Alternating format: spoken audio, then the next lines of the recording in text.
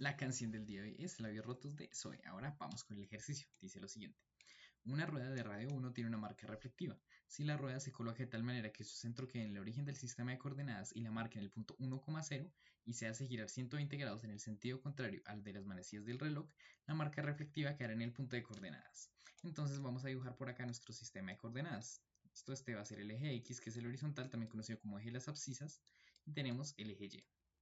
Perfecto, entonces vamos a graficar nuestra rueda y su centro va a estar en el origen. Recuerden que el origen es la intersección entre el eje Y y el eje X. Entonces vamos a tener nuestra rueda algo así. Listo.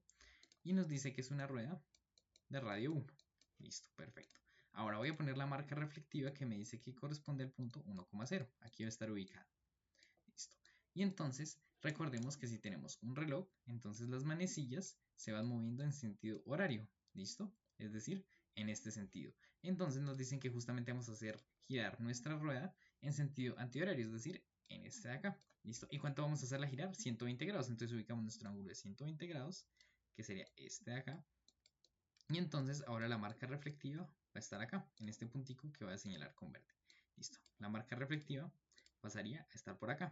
Y entonces el problema radica en que necesitamos calcular la coordenada en X y la coordenada en Y que va a tener ese respectivo punto.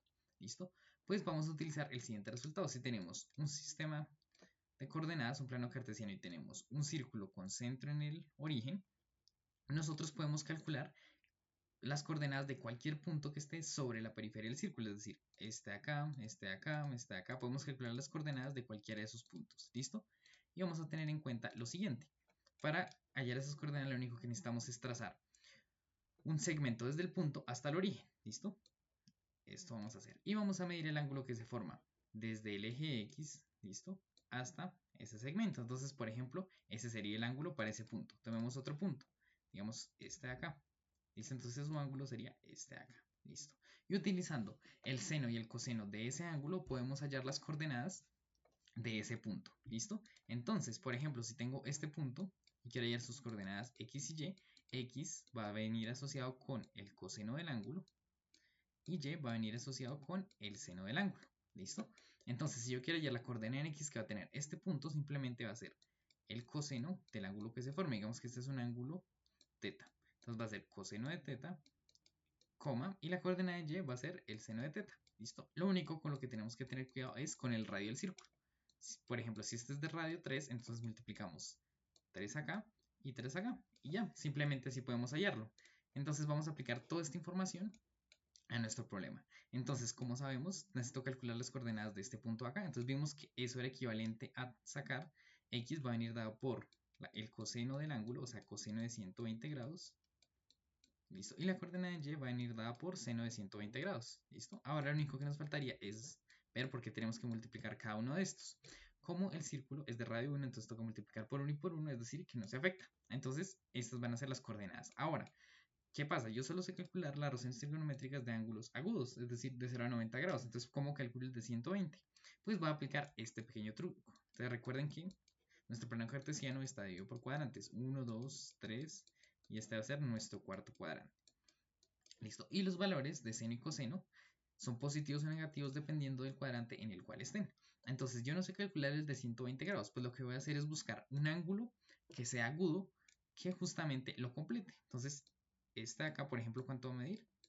60 grados, porque si de aquí a aquí hay 120, pues de aquí a aquí tienen que haber 60 para que todo esto mida 180 grados. Entonces busco simplemente uno agudo que lo complete tomado desde el eje X. Entonces esto va a ser equivalente a sacar coseno de 60, que sí lo conozco, y seno de 60. ¿Listo?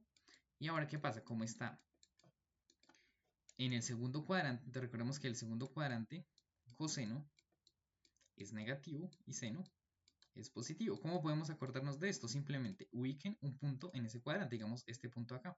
Este punto tiene coordenada X negativa porque me tuve que mover hacia la izquierda para ubicarlo y coordenada Y positiva porque tengo que subir para ubicarlo. X está relacionado con el coseno y Y con el seno. Entonces de ahí lo podemos sacar. Entonces simplemente coseno de 120 va a ser igual a coseno de 60 con un signo negativo acá porque vemos que en el segundo cuadrante, que es donde está ubicado nuestro punto, el coseno es negativo. Entonces el sacar el coseno de 120 es equivalente a sacar el coseno de 60 con un signo negativo acá. Y el seno sigue siendo positivo, entonces no lo modifico. Listo. Ahora, ¿qué me resta? Simplemente coseno de 60 es 1/2. ¿Listo? Y con el menos de acá, pues me queda menos 1/2. Y seno de 60 es raíz de 3/2. Luego, estas de acá van a ser las coordenadas de mi punto. Entonces busco entre las opciones menos 1/2, raíz de 3/2. Y la opción correcta es la D. Recuerden que mañana nos vemos con una nueva canción y un nuevo ejercicio.